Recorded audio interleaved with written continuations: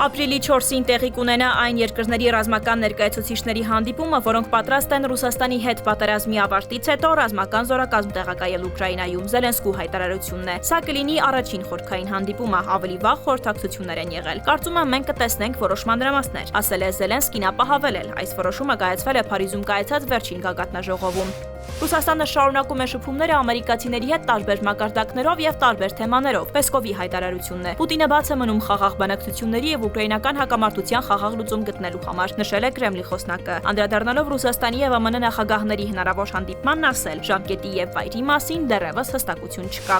Վաշինգտոնը նախազգուշացրել է եվրոպական երկրներին ամերիկյան արտադրության զենք գնելուց հրաժարվելու հետևանքների մասին, գրում է Reuters-ը։ Դրատվականի տվյալներով վերջին շաբաթներին Վաշինգտոնի ստացված հաղորդագրություններում նշվում է, որ Եմեն քայլեր է ձեռնարկում խթանելու եվրոպական պաշտպանական արդյունաբերությունը, միաժամանակ սահմանափակելով ամերիկյան զենքի որոշակի տեսակների գնումները։ Սահմանափակվում է նաև ամերիկյան արտադրողների մասնակցությունը զենքի մրցույթներին։ Իսրայելը հայտարարել է Գազայի հատվածում ռազմական գործողությունների ընդլայնման մասին։ Իսրայել կացն է տեղեկացնում, նշում. առաջիկա օրերին Գազայի տարածքից զգալի մասը վերածվելու է անվտանգության գոտու։